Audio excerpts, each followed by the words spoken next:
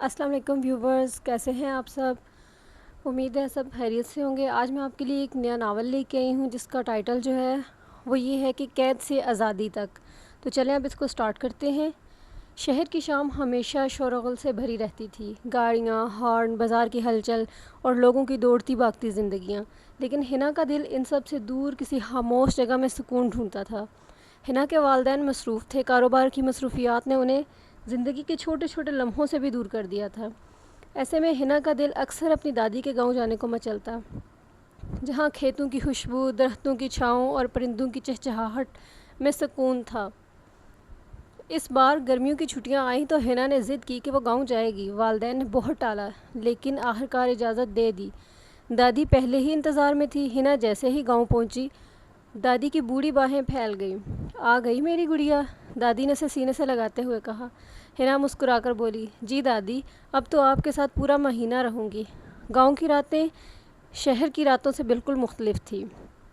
چاروں طرف خاموشی، صرف جینگر کی آوازیں، کبھی کبھی کتوں کے بھونکنے کی گونج۔ وہ رات بھی ایسی ہی رات تھی۔ حنا کمرے میں بیٹھی کتاب پڑھ رہی تھی اور دادی اپنے پرانے پلنگ پر آرام کر رہی تھی کہ اچانک باہر آہٹ ہوئی۔ پہلے تو لگا شاید بکریاں ہیں، مگر پھر دبے قدموں کی آواز صاف سنائی دینے لگی۔ حنا نے چونک کر دیکھا، دو سائے گھر کی دیوار پھلانگ رہے تھے۔ دل زور زور سے دھڑکنے لگا۔ وہ چیخنا چاہتی تھی مگر زبان ساتھ نہ دے رہی تھی۔ اچانک کمرے کا دروازہ دھیرے سے کھلا، ایک نقاب پوش اندر داخل ہوا۔ حنا نے جلدی سے پاس رکھا ہوا لکڑی کا ڈنڈا اٹھایا اور پوری قوت سے اس کے سر پر مارا۔ نقاب پوش لڑکھڑا کر گرا، مگر ساتھ ہی دوسرا اندر آیا اور اس نے حنا کو بازوں سے پکڑ لیا۔ چھوڑ دو مجھے، میں چیخوں گی، حنا نے مزاحمت کی، لیکن اس کی چیخیں سننے والا وہاں کوئی نہ تھا۔ دادی نے بے بسی سے دیکھتی رہ گئی۔ نقاب پوش نے گھررا کر کہا، خاموش رہو ورنہ انجام اچھا نہیں ہوگا۔ وہ لوگ حنا کو کھینچتے ہوئے صحن سے باہر لے گئے۔ دادی چیختی رہ گئی، مگر وہ بوڑھی تھی، بس دروازے کے پیچھے گرتی جا رہی تھی۔ حنا کو گاڑی میں ڈالا گیا، اس کا منہ کپڑے سے باندھ دیا گیا۔ گاڑی اندھیرے راستوں پر دوڑنے لگی۔ گاؤں کی روشنیاں پیچھے رہ گئی اور جنگل کی سنسان راہیں سامنے آنے لگی۔ گاڑی کافی دیر چلتی رہی، آخرکار ایک ویران جگہ پر رکی۔ یہ ایک کچا مکان تھا جو گھنے درختوں کے بیچ چھپا ہوا تھا۔ اندر جانے پر حنا کی آنکھوں کے سامنے وہ منظر آیا جس نے اس کی روح تک کو ہلا دیا۔ لمبے قد کا ایک شخص، آنکھوں میں سرخی، چہرے پر سختی اور ہاتھ میں سگریٹ، کرسی پر بیٹھا تھا۔ اس کے گرد بندوق بردار کھڑے تھے۔ وہ کوئی اور نہیں، آریان تھا، جنگل کا بدنام بادشاہ۔ کیا لے آئے ہو آج؟ اس نے اپنے آدمیوں سے پوچھا۔ آدمی نے حنا کو آگے دھکیلا، یہ گاؤں کی ہے، رات کو گھر میں تھی۔ آریان نے سگریٹ کے دھوئیں کے پیچھے سے حنا کو دیکھا۔ لمحہ بھر اس کے لیے اس کی نظریں رک گئی۔ وہ آنکھیں جن میں ڈر بھی تھا اور انا بھی، وہ پلکیں کانپ رہی تھی لیکن جھکی نہیں تھی۔ آریان نے ہلکی سی مسکراہٹ کے ساتھ کہا، دلچسپ ہے، باقیوں سے مختلف۔ حنا غصے اور خوف کے ملے جلے لہجے میں بولی، مجھے فوراً چھوڑ دو ورنہ۔ آریان نے ہنس کر کہا، ورنہ کیا؟ تمہیں لگتا ہے یہاں کوئی تمہاری آواز سننے آئے گا؟ اس کے قریب آتے حنا پیچھے ہٹ گئی۔ اس نے میز پر پڑا ہوا ایک گلدان زور سے زمین پر مارا اور اس کے ٹکڑے اٹھا کر اپنی کلائی پر رکھ لیے۔ قریب مت آنا ورنہ میں اپنی جان لے لوں گی۔ کمرے میں لمحہ بھر کو خاموشی چھا گئی۔ آریان کے چہرے پر حیرانی نمودار ہوئی۔ اکثر لڑکیاں خوف میں کانپتی تھیں، مگر یہ لڑکی موت کو آنکھوں میں ڈالے کھڑی تھی۔ وہ آگے بڑھا اور ایک جھٹکے سے اس کے ہاتھ سے ٹکڑا چھین کر پھینک دیا۔ کلائی پر ہلکا سا کٹ لگ گیا اور خون کی بوندیں نکل آئیں۔ آریان نے پہلی بار اپنی سخت آواز کو نرم کیا، جان لینا اتنا آسان نہیں ہوتا اور تمہاری جان میری اجازت کے بغیر کوئی نہیں لے سکتا۔ حنا نے نفرت سے کہا، تم درندے ہو، مجھے تم سے کبھی کچھ نہیں چاہیے۔ آریان لمحہ بھر چپ رہا، پھر اپنے آدمی کو اشارہ دیا، کمرہ خالی کر دو، یہ لڑکی اب میرے حصے کی ہے۔ آدمی ایک دوسرے کی طرف دیکھ کر نکل گئے۔ کمرے میں صرف حنا اور آریان رہ گئے۔ آریان نے سنجیدہ لہجے میں کہا، کل نکاح ہوگا، تم چاہو یا نہ چاہو، تم میری ہو۔ حنا کی آنکھوں سے آنسو بہنے لگے۔ اس نے دل ہی دل میں دعا کی کہ یہ سب ایک خواب ہو، مگر خواب ختم نہیں ہوا۔ یہ اس کی زندگی کا نیا خوفناک اور کربناک باب تھا۔ صبح کو سورج درختوں کے پیچھے سے جھانک رہا تھا، پرندوں کی آوازیں ماحول میں ہلکی سی زندگی ڈال رہی تھی، مگر حنا کے دل میں اندھیرا ہی اندھیرا تھا۔ رات بھر جاگنے کے بعد اس کی آنکھیں سوج گئی تھی۔ اس نے بار بار سوچا کہ اگر وہ کل رات خود کو زخمی کر لیتی تو شاید اس قید سے بچ جاتی، لیکن آریان کی آنکھوں میں وہ ضد، وہ قابو پانے کی شدت حنا کو لرزا دیتی تھی۔ دروازہ کھلا، اندر ایک عورت داخل ہوئی، درمیانی عمر کی، سخت چہرہ لیکن آنکھوں میں ہلکی سی نرمی۔ بی بی یہ کپڑے پہن لیجئے، حنا نے غصے سے کہا۔ مجھے کسی کی خیرات نہیں چاہیے، عورت نے دھیرے سے کہا۔ یہ خیرات نہیں، حکم ہے، آج آپ کا نکاح ہے۔ حنا کے قدموں تلے زمین نکل گئی، دل کی دھڑکن تیز ہو گئی۔ کیا نکاح؟ کس سے؟ عورت نے نظریں جھکا لی۔ آریان خان سے۔ یہ نام سنتے ہی حنا کے جسم میں جیسے کرنٹ دوڑ گیا۔ وہ شخص جسے وہ وحشی، قاتل اور ظالم سمجھتی تھی، وہ اس کی زندگی کا ساتھی کیسے بن سکتا تھا؟ اس نے دروازے کی طرف لپکنے کی کوشش کی مگر پہرے دار پہلے سے موجود تھے۔ عورت نے ایک سرد آہ بھری اور کہا، بیٹی یہ جنگل ہے، یہاں سے کوئی بھاگ نہیں سکتا۔ دوپہر کو ایک چھوٹا سا کمرہ سجایا گیا، چند آدمی گواہ تھے۔ آریان نے سیاہ شلوار قمیض پہن رکھی تھی، اس کی آنکھوں میں عجب سکون تھا، جیسے یہ سب کچھ اس کے منصوبے کے مطابق ہو رہا ہو۔ نکاح خواہ نے سوال کیا اور حنا کی زبان جیسے جم گئی۔ اس نے انکار کرنا چاہا لیکن بندوق برداروں کی نظریں اس پر جمی تھی۔ آخر کار ٹوٹے ہوئے لہجے میں اس نے قبول ہے کہا۔ نکاح مکمل ہوا۔ آریان نے ایک کاغذ پر دستخط کیے، سب لوگ رخصت کر دیے، کمرے میں سناٹا پھیل گیا۔ وہ آہستہ آہستہ حنا کی طرف بڑھا۔ اب تم میری ہو، چاہے دل مانے یا نہ مانے، حنا نے کانپتی آواز میں کہا۔ یہ رشتہ کبھی میرا نہیں ہوگا۔ تمہیں لگتا ہے تم طاقت سے دل جیت سکتے ہو؟ آریان نے مسکرا کر سگریٹ سلگائی، دھواں اس کے قریب چھوڑتے ہوئے کہا۔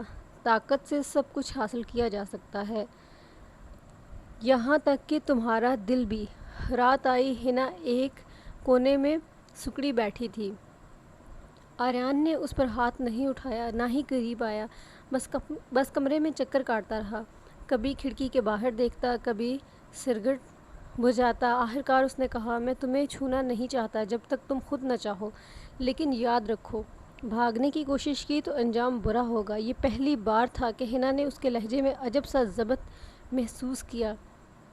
ایک ایسا آدمی جو جنگل کا خوف تھا اس کے سامنے کھڑا تھا، مگر اس نے زبردستی نہیں کی۔ دن گزرتے گیا، حنا کی ضد اور خاموشی کبھی کبھی ٹوٹ جاتی۔ وہ غصے میں کھانا الٹ دیتی، چیزیں پھینک دیتی، لیکن آریان ہر بار بس دیکھتا اور مسکرا دیتا۔ تمہیں لگتا ہے تمہارا غصہ مجھے توڑ دے گا حنا؟ تمہاری آنکھوں میں جو آگ ہے وہ مجھے جلا رہی ہے۔ ایک رات حنا نے دروازے پر پہرے دار کو بہلا کر باہر نکلنے کی کوشش کی۔ وہ دوڑتی ہوئی اندھیرے میں نکل گئی، درختوں کے جھنڈ میں گھس گئی۔ دل زور زور سے دھڑک رہا تھا، سانس پھول رہی تھی، مگر آزادی قریب لگ رہی تھی۔ اچانک کسی نے اس کا ہاتھ پکڑا، وہ زور سے چیخی۔ آریان تھا۔ سوچا تھا بھاگ جاؤ گی؟ یہ جنگل میرا ہے، یہاں میرا سایہ بھی تمہیں پکڑ لے گا، اس نے سخت لہجے میں کہا۔ حنا نے غصے اور آنکھوں کے ساتھ کہا، تم کیوں میرے پیچھے پڑ گئے ہو؟ کیوں میری زندگی برباد کر رہے ہو؟ آریان نے لمحہ بھر اس کی آنکھوں میں دیکھا، پھر دھیرے سے کہا، کیونکہ پہلی بار مجھے لگ رہا ہے کہ میں بھی انسان ہوں۔ تمہیں دیکھ کر لگتا ہے کہ میرے اندر ابھی دل زندہ ہے۔ یہ جملہ سن کر حنا چونک گئی۔ اس نے کبھی سوچا بھی نہیں تھا کہ وہ ہونہار غنڈہ ایسے لفظ بھی بول سکتا ہے۔ وہ خود کو سنبھال نہ سکی، اس کی آنکھوں میں آنسو مزید بھر گئے۔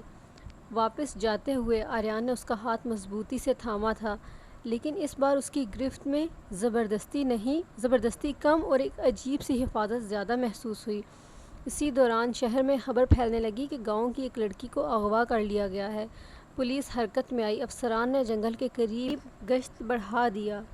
حنا کے والدین شہر سے گاؤں پہنچے اور میڈیا پر اپیل کرنے لگے، لیکن آریان کو یہ سب معلوم تھا۔ اس نے اپنے آدمیوں کو ہنستے ہوئے کہا، پولیس چاہے جتنی بھی کوشش کرے، جب تک میں چاہوں گا کوئی لڑکی کو یہاں سے نہیں لے جا سکتا۔ مگر دل ہی دل میں وہ جانتا تھا کہ اب کھیل زیادہ دیر نہیں چل سکتا۔ حنا کی خاموشی اس کے لیے زہر بنتی جا رہی تھی اور اس کی آنکھوں میں چھپے آنسو آریان کے دل میں پہلی بار نرمی پیدا کرنے لگے تھے۔ رات کے سناٹے میں تیز ہوا درختوں کو ہلا رہی تھی۔ حنا اپنے بستر پر بیٹھی باہر جھانک رہی تھی، چاندنی کی مدھم روشنی میں جنگل کا اندھیرا اور بھی ڈراؤنا لگ رہا تھا۔ اس کا دل چاہتا تھا کہ وہ چلا چلا کر سب کو اپنی اذیت بتائے، مگر آواز اس کے گلے میں ہی دب جاتی۔ وہ سوچتی اگر آریان واقعی سے آزاد کر دے تو کیا وہ اپنی پرانی زندگی میں لوٹ سکے گی؟ دروازہ کھلا، آریان اندر آیا۔ اس نے جیکٹ اتاری اور سیدھا کرسی پر بیٹھ گیا۔ اس کی آنکھیں سرخ تھیں جیسے کئی دنوں سے نیند نہ کی ہو۔ تم آج بھی نہیں سوئی؟ اس نے دھیرے سے پوچھا۔ ہنا نے منہ پھیر لیا۔ مجھے نیند کیسے آ سکتی ہے جب تک کہ میں تمہاری قید میں ہوں؟ آریان خاموش رہا، پھر آہستہ سے کہا، قید کبھی کبھی آزادی سے بہتر ہوتی ہے۔ ہنا نے چونک کر اس کی طرف دیکھا۔ یہ کیسی باتیں ہیں؟ تم نے میری زندگی اجیرن کر دی ہے اور اب فلسفہ سنا رہے ہو؟ آریان نے سر جھکا لیا، اس کی نظریں زمین پر جمی رہیں۔ تمہیں پتہ ہے میں نے بچپن میں اپنی ماں کو مرتے دیکھا۔ میرا باپ شرابی تھا، ہر رات ماں کو مارتا تھا۔ ایک دن اس نے اسے جلتا ہوا کوئلہ کھانے پر مجبور کیا۔ وہ تڑپتی رہی اور میں کچھ نہ کر سکا۔ اس دن کے بعد میرے اندر کا انسان مر گیا۔ ہنا کی سانس رک گئی۔ وہ پہلی بار آریان کے ماضی کو جھانک رہی تھی۔ اس کا دل جو ابھی تک نفرت سے بھرا تھا لمحہ بھر کو نرم ہوا، مگر اس نے جلدی سے خود کو سنبھالا۔ اس کا مطلب یہ نہیں کہ تم دوسروں کی زندگیاں برباد کرو، آریان نے ہلکی سی مسکراہٹ کے ساتھ کہا۔ شاید صحیح کہہ رہی ہو، مگر تمہارے آنے کے بعد مجھے لگ رہا ہے کہ میں بھی بدل سکتا ہوں۔ یہ سن کر ہنا کا دل تیزی سے دھڑکنے لگا۔ وہ خود سے لڑ رہی تھی کہ کہیں وہ اس آدمی کے لیے نرم نہ پڑ جائے جس نے اس کی آزادی چھینی، مگر اس کی آنکھوں میں وہ تکلیف، وہ خالی پن ہنا کو جھنجھوڑ رہا تھا۔ اگلی صبح جنگل میں ایک واقعہ ہوا۔ آریان کے دشمنوں نے حملہ کر دیا، گولیاں چلنے لگی، شور و غل سے پورا جنگل گونج اٹھا۔ ہنا کمرے میں دب گئی، مگر اچانک دروازہ ٹوٹا اور ایک اجنبی اندر داخل ہوا۔ چلو میں تمہیں یہاں سے لے جانے آیا ہوں۔ ہنا کے چہرے پر امید کی کرن جگمگائی۔ اس نے 2 قدم آگے بڑھائے ہی تھے کہ پیچھے سے آریان کی گرددار آواز آئی، رکو! آریان خون میں لتھڑا ہوا تھا، مگر اس کے ہاتھ میں بندوق تھی۔ دشمن چونک گیا۔ اگلے لمحے گولی چلی اور وہ زمین پر گر پڑا۔ ہنا نے خوف سے چیخ ماری۔ آریان نے پسینہ پونچھتے ہوئے کہا، میں تمہیں کسی کو لینے نہیں دوں گا، چاہے مجھے اپنی جان ہی کیوں نہ دینی پڑ جائے۔ ہنا کی آنکھوں میں آنسو بھر آئے۔ اس نے پہلی بار محسوس کیا کہ یہ شخص صرف ظالم ہی نہیں بلکہ اس کے اندر کہیں نہ کہیں ایک ایسا دل بھی ہے جو صرف اس کے لیے دھڑک رہا ہے۔ رات کو جب سب خاموش ہو گیا، آریان زخمی حالت میں کمرے میں آیا۔ ہنا بے اختیار اس کے زخم پر کپڑا باندھنا شروع کر دیا۔ آریان نے حیرت سے کہا، تم یہ کیوں کر رہی ہو؟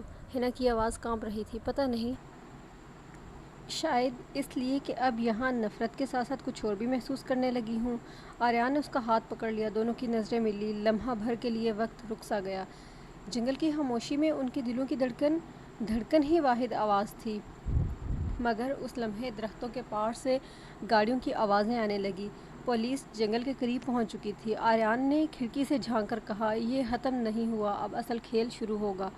رات کا اندھیرا ابھی تک جنگل کی فضاؤں میں تیز سائرن کی گونج سنائی دی۔ پولیس کی گاڑیاں دھواں اڑاتی گہرے جنگل کی طرف بڑھ رہی تھی۔ آریان کی آنکھیں بجلی کی طرح چمکنے لگیں۔ وہ سمجھ گیا تھا کہ اب کھیل ختم ہونے کے قریب ہے۔ ہنا، تمہیں میرے ساتھ چلنا ہوگا، اس نے سخت لہجے میں کہا۔ ہنا کانپ گئی، مگر پولیس، وہ ہمیں گرفتار کر لے گی۔ آریان نے اس کے ہاتھ کو اپنی گرفت میں لیا۔ اگر میں تمہیں چھوڑ دوں تو یہ جان لو کہ وہ تمہیں ایک گواہ کے طور پر استعمال کریں گے، تمہاری زندگی برباد کر دیں گے۔ ہنا کے دل میں خوف اور امید کی کشمکش جاری تھی۔ وہ جانتی تھی کہ آریان گناہ گار ہے، مگر یہ بھی سچ تھا کہ اس نے اب تک اسے کوئی نقصان نہیں پہنچایا بلکہ اس کی حفاظت کی۔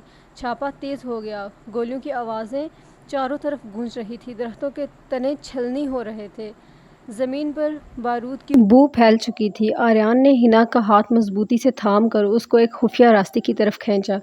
راستہ اندھیرے میں ڈوبا ہوا تھا، مگر آریان کی آنکھوں میں عزم کی چمک تھی۔ میں نہیں چاہتا کہ تمہیں کچھ ہو، چاہے میری جان چلی جائے، اس نے دھیرے سے کہا۔ ہنا کے دل میں ایک درد سا ابھرا۔ اس نے پہلی بار آریان کی طرف یوں دیکھا جیسے وہ اس کا دشمن نہیں بلکہ محافظ ہو، مگر اس کی زبان پر الفاظ نہیں آ سکے۔ اچانک ایک دھماکہ ہوا۔ پولیس کے کمانڈرز ان کے قریب پہنچ گئے تھے۔ آریان نے پسٹل نکالی اور گولیاں چلائیں۔ مقابلہ شدید تھا۔ ہنا چیخ اٹھی جب اس نے دیکھا کہ ایک گولی آریان کے کندھے کو چیر گئی ہے۔ وہ تڑپ کر اس کے سامنے آ گئی۔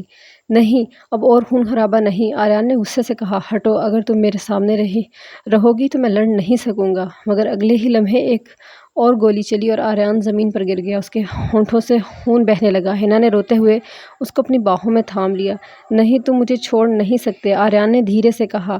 میں نے کہا تھا نا، قید ہمیشہ بری نہیں ہوتی۔ تم نے مجھے قید کیا ہے حنا، اپنے دل میں۔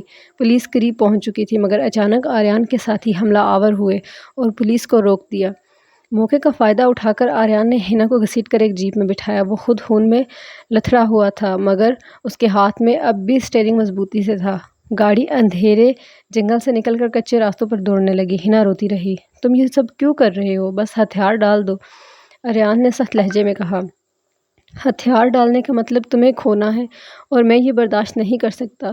جیپ ایک سنسان وادی میں جا رہی تھی۔ آریان گاڑی سے اترا اور زمین پر گر گیا۔ حنا گھبرا کر اس کے پاس دوڑی۔ اس کے ہاتھ کانپ رہے تھے جب اس نے اس کے زخموں پر دباؤ ڈالا۔ تمہیں کچھ نہیں ہونے دوں گی، ہرگز نہیں، اس نے بے خودی سے کہا۔ آریان نے دھندلائی ہوئی آنکھوں سے اس کی طرف دیکھا۔ تم مجھ سے نفرت کرتی تھی نا، پھر یہ آنسو کیوں ہے؟ حنا کا دل پھٹ رہا تھا۔ اس نے دھیرے سے کہا، شاید نفرت اب محبت میں بدل گئی ہے۔ آریان کی آنکھوں میں روشنی ابھر آئی۔ اس کے لبوں پر مدھم مسکراہٹ پھیل گئی۔ اگر یہ سچ ہے تو میں مر کر بھی جیت جاؤں گا۔ حنا نے اس کا ہاتھ مضبوطی سے پکڑ لیا۔ نہیں، تمہیں زندہ رہنا ہوگا، ہمارے لیے، ہمارے مستقبل کے لیے۔ صبح کا اجالا پہاڑوں کے پیچھے سے ابھرا تو حنا نے دیکھا کہ آریان ابھی تک نیم بے ہوشی کی حالت میں لیٹا ہوا ہے۔ اس کے زخم بگڑ رہے تھے۔ حنا نے جنگل کے پودوں سے مرہم بنایا، کپڑا پھاڑ کر پٹیاں باندھی اور کئی دن تک رات رات جاگ کر اس کی دیکھ بھال کی۔ آریان جب ہوش میں آیا تو اس کی آنکھوں کے سامنے سب سے پہلی شے حنا کا چہرہ تھا۔ اس نے کمزور سی آواز میں کہا، تم ابھی تک میرے پاس ہو؟ حنا کی آنکھوں میں نمی اتر آئی۔ ہاں، کیونکہ اب کہیں اور جانے کی ہمت نہیں اور شاید تمہیں چھوڑنے کا دل بھی نہیں۔ آریان نے پہلی بار سکون کا سانس لیا۔ اس کے دل میں ایک عجیب سا قرار اتر آیا۔ وہ جان گیا تھا کہ اب حنا اس کی دشمن نہیں رہی۔ وہ دونوں ایک چھوٹے سے کچے مکان میں رہنے لگے جو پہاڑوں کے بیچوں بیچ ویران کھڑا تھا۔ باہر برف باری ہوتی، اندر آگ جلتی رہتی۔ حنا سلائی کڑھائی کر کے اور گاؤں کی عورتوں کو پڑھا لکھا کر کچھ پیسے کما لیتی۔ آریان اب جسمانی طور پر کمزور تھا مگر اس نے تلوار اور بندوق چھوڑ کر ہاتھوں میں کتابیں اٹھا لی۔ وہ پہاڑوں کے بچوں کو پڑھانے لگا۔ گاؤں کے لوگ اسے اب گنڈا نہیں کہتے تھے بلکہ استاد آریان کہنے لگے۔ یہ تبدیلی اس کے لیے کسی معجزے سے کم نہ تھی۔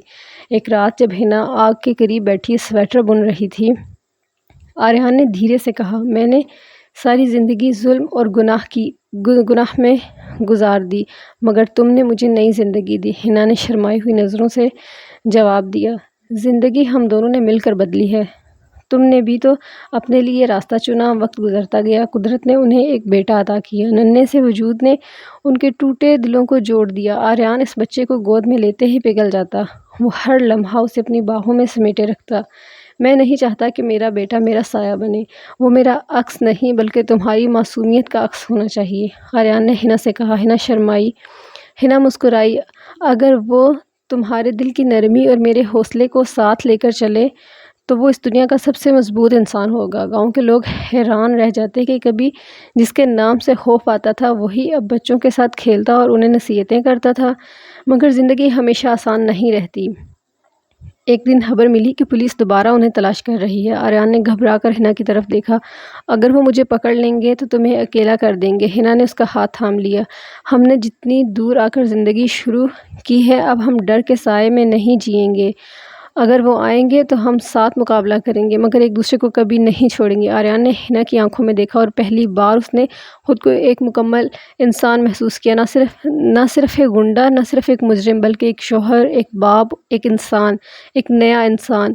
سالوں کے بعد وہ پہاڑوں کے درمیان چھوٹے مگر پرسکون مکان میں خوشحال زندگی گزارنے لگے۔ آریان کا جسم پہلے جیسا مضبوط نہ رہا مگر اس کے دل میں اب سکون تھا۔